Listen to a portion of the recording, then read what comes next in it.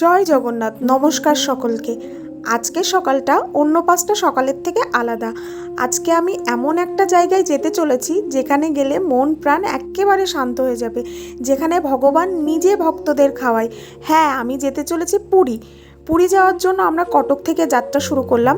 কটক থেকে আমরা উড়িষ্যার সরকারি বাস আমাবাসের 54 নম্বর বাসে করে আমরা ডাইরেক্ট কটক টু পুরী যাচ্ছি। বলা হয় 4 ধামের এক ধাম পুরী, যেখানে ভগবান জগন্নাথ, বলরাম আর সুভদ্রা মাতা বিরাজমান।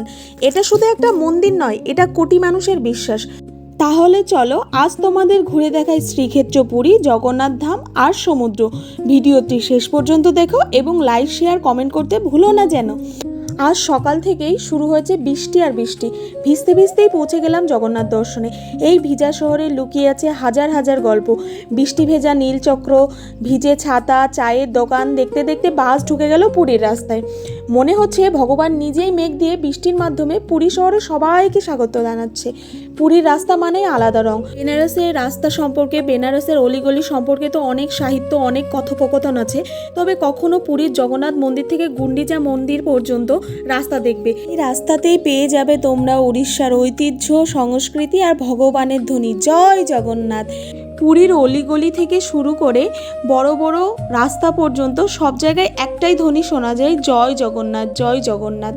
দীর্ঘ 2 ঘন্টা 45 মিনিট যাত্রা করার পর আমরা পৌঁছে গেলাম আমাদের গন্তব্যস্থল পুরী। আজ পুরী সত্যি একদম বৃষ্টিতে মুড়ে গেছে। এত বৃষ্টি, তবুও যারা ভক্ত ছিলেন তারা রথের দড়ি টানার আশায় এবং ভগবানের সান্নিধ্য পেতে দূর দূরান্ত থেকে ছুটে চলে এসেছিল। কারণ আমরা সকলেই জানি ভগবান জগন্নাথ হলেন এমন একজন ভগবান যিনি তার নিজের রাজপ্রাসাদ ছেড়ে এবং সিংহাসন ছেড়ে চলে আসে মানুষের কাছে, মানুষকে জড়িয়ে ধরে তাদের দুঃখ কষ্ট নিবারণ করেন।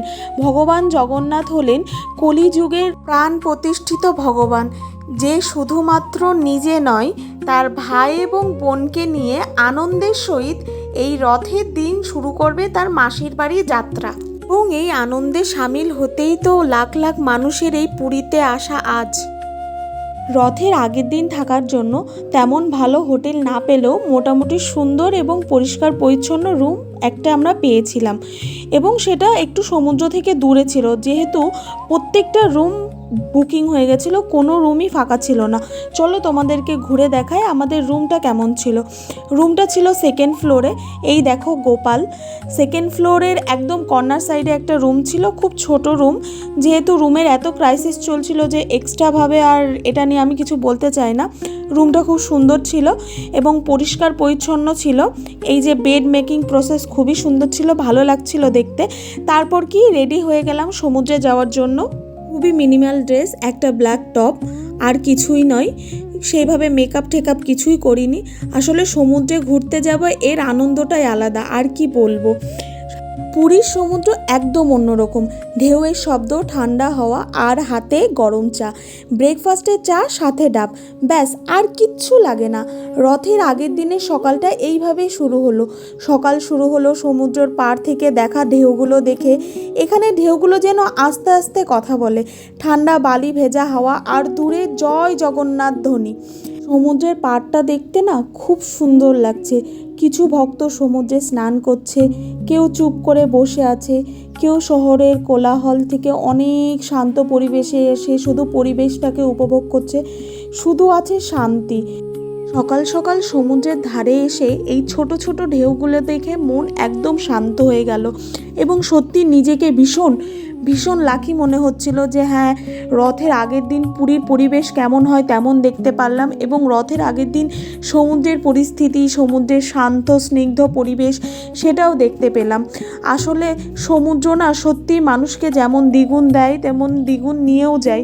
আসলে সমুদ্র মানুষের নিয়ে যায় দুঃখ কষ্ট গ্লানি ক্লেশ, আর সমুদ্র মানুষকে ফিরিয়ে দেয় প্রচুর প্রচুর প্রচুর আনন্দ।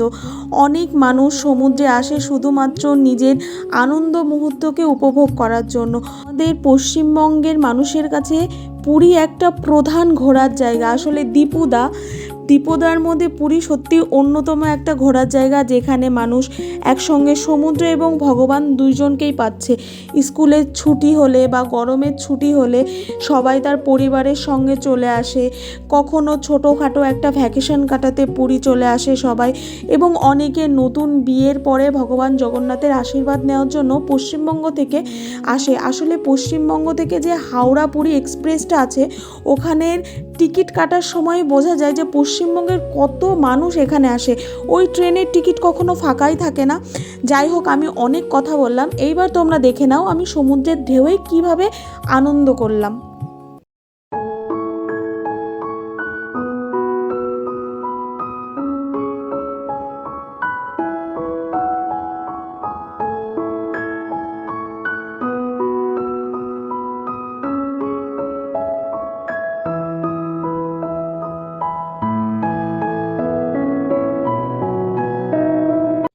এরপরে চলে এলাম রুমে এসে খুব সাধারণভাবে তৈরি হলাম। আমি সবসময় সাধারণভাবেই তৈরি হই, কারণ বেশি হেভি মেকআপ বা সুন্দরভাবে তৈরি হয়তো আমার দ্বারা হয় না বা আমি পারি না। একটা সাধারণ কুর্তি, কানে দুটো ছোট ছোট ঝুমকা এবং লিপস্টিক, ব্যাস তৈরি হয়ে গেলাম বিশ্বকর্তাকে দেখব বলে। পুরীর মন্দিরের ইতিহাস বিস্তর, আমি সংক্ষেপে তোমাদের বলছি চলো। কলিঙ্গের রাজা অনন্তবর্মা চৌরঙ্গদেব 1200 শতাব্দীতে, মানে আজ থেকে প্রায় 900 বছর আগে এই মন্দির বানানো শুরু করেন। পরে রাজা অঙ্গন ভীমদেব এই মন্দির বানানো শেষ করেন। বদ্রীনাথ, দ্বারকা, রামেশ্বরম আর পুরী হলো হিন্দুদের কাছে পবিত্র এবং বিশ্বাসের জায়গা। মন্দিরের চূড়ায় একটা চক্র আছে, যেটা সবসময় তোমার দিকেই তাকিয়ে থাকে, এবং মন্দিরের যে পতাকাটা সেটা সবসময় হাওয়ার উল্টো দিকে বয়। এখানে যা ভোগ রান্না হয় সেটা 7টি মাটির হাঁড়িতে রান্না হয়, এবং আগুন নাকি ওপরের হাঁড়িতে সবসময় আগে যায় এবং নিচের হাঁড়িতে পড়ে। আর জগন্নাথ প্রিয়া মা লক্ষ্মীর কৃপায় এখানে কখনো প্রসাদ কম পড়ে না। জগন্নাথ, বলরাম, সুভদ্রার মূর্তি কাঠের তৈরি। প্রতি 12 থেকে 19 বছর পর পর নবকলবর হয়ে নতুন কাঠের মূর্তি বানানো হয়। লোকে বলে স্বয়ং বিশ্বকর্মা রাতারাতি মন্দির বানিয়ে ফেলেছিলেন। রথযাত্রা মানে গুন্ডিচা যাত্রা। জগন্নাথ দেব মাসি গুন্ডিচা মাতা। প্রতি বছর আষাঢ় মাসে জগন্নাথ, বলরাম ও সুভদ্রা দেবী 3টি বিশাল কাঠের রথে চেপে মাসির বাড়ি যান, যেখানে 7 দিন থাকেন এবং তারপর আবার ফেরেন। একে বলা হয় উল্টো রথযাত্রা, বা উড়িয়া ভাষায় বলা হয় বাহুড়া রথযাত্রা। জগন্নাথ দেবের রথ নন্দীঘোষ, যেটা 45 ফুট উঁচু এবং 16টি চাকা বিদ্যমান। বলরাম দেবের রথ তালধ্বজ, যেটি 44 ফিট উঁচু এবং 14টি চাকা। আর সুভদ্রা মাতার রথ দর্পণ দল, যেটা 43 ফুট উঁচু এবং 14টি চাকা। প্রতি বছর নতুন কাঠ দিয়ে নতুন রথ বানানো হয়। রাজা নিজে সোনার ঝাঁটা দিয়ে রাস্তা পরিষ্কার করেন। একে বলা হয় ছেঁড়া পাহরা। এটা বোঝায় ভগবানের কাছে রাজা প্রজা সবাই সমান। জগন্নাথ দেব একমাত্র ভগবান যে নিজের সিংহাসন ছেড়ে ভক্তদের মাঝে নিজেকে বিলীন করে দেন। আমরা যেদিন গিয়েছিলাম সেদিন ভগবানের নবজীবন দর্শন রূপ হচ্ছিল। মন্দিরের প্রাঙ্গণে লক্ষ মানুষের ভিড় থাকলেও শুধুমাত্র 2 ঘন্টার জন্য ভগবান নবযৌবন রূপে দর্শন দেন। অনেক ভিড়ের মধ্যে আমিও ছিলাম সেই একজন মানুষ যে ব্রহ্মভিটে ছোঁয়ার ভাগ্য পেয়েছিলাম। সত্যি নিজেকে ভীষণ ভাগ্যবতী বলে মনে হচ্ছিল। এছাড়া মন্দিরের ভিতরের মহাপ্রসাদ গ্রহণের পর নিজের আত্মা যেন পরিতৃপ্ত হলো। তারপর আমরা চলে গেলাম রাতের সমুদ্র দেখার জন্য। রাতের সমুদ্র আর বৃষ্টি একসাথে, উফ, যেন একটা সিনেমার সিন।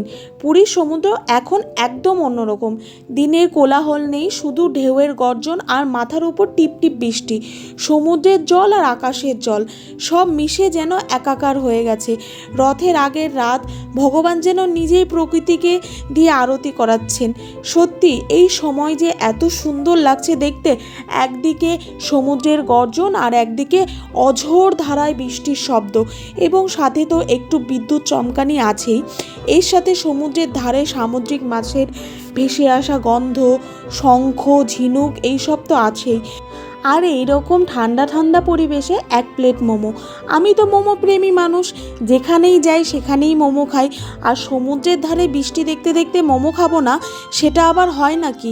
তবে ইচ্ছা ছিল রাতে সমুদ্রের ঢেউয়ে একটু পা ভেজাবো, সেটা আর হলো না, কারণ এত বজ্রবিদ্যুৎ সহ বৃষ্টি হচ্ছিল যে স্বাভাবিক মানুষের ক্ষেত্রে ওখানে সমুদ্রে যাওয়া ভীষণ ভয়ানক হয়ে যাচ্ছিল। তবে হ্যাঁ, এত সুন্দর দৃশ্য এর আগে কখনোই দেখা হয়নি। আসলে বৃষ্টিতে সমুদ্র, এটা না কখনো ভাবিইনি। তবে ফেরার পথে একটু মনটা খারাপ হয়ে যাচ্ছিল যে সমুদ্রের জলে পা ভেজাতে পারলাম না। তারপর ফেরার পথে সমুদ্র থেকে কিছু ছোট ছোট গিফট কিনছিলাম এই পরিবারের সবাইকে দেব বলে। সমুদ্রের ধারে এত সুন্দর সুন্দর শঙ্খ ঝিনুকের জিনিস পাওয়া যায় যে যেটা দেখি সেটাই কিনতে ইচ্ছা করে। তবে আমি কিছু জগন্নাথ মূর্তি এবং ধূপদানি এছাড়াও শঙ্খের কিছু জিনিস কিনেছিলাম। আর সমুদ্রের পাশে যে ভেসে আসা মাছের গন্ধ, ওটা তো মানে কি বলবো, ওটা আমার আর বলার কিছু নেই। আমরা বাঙালি, আমরা মাছ খেতে পছন্দ করি। তবে সত্যি কথা বলতে সারাদিন কিছু না খেয়ে রাত্রে আমরা ভজহরি মান্না নামে একটা হোটেলে এসে ডিনারটা যখন করতে বসলাম, উফ কি বলবো, ভাত ডাল সঙ্গে একটু কাগজি লেবু মাখিয়ে দিয়ে যে খাওয়াটা হলো বাঙালি খাওয়া, সেটা নিয়ে আমি আর কিছু বলতে চাই না। বাঙালির আসলে খাওয়ার অনেক বাহার। তবে সাধারণ ডালের সঙ্গে কাগজি লেবু দিয়ে যে খাওয়ার যে শান্তি পরিতৃপ্ততা, সেটা আর অন্য কিছুতেই আসে না। রথের আগের দিনে পুরী এভাবেই কাটলো, বৃষ্টিতে, ভক্তিতে আর সমুদ্রের হাওয়ায়। প্রচুর ভিজেছি, ঘুরেছি, পেট পুজো করেছি আর মন ভরে জগন্নাথ দর্শন করেছি। আজকের মতো এতটুকুই। গুড নাইট, সকলে ভালো থেকো, বলো জয় জগন্নাথ। সকলকে রথের শুভেচ্ছা এবং অভিনন্দন।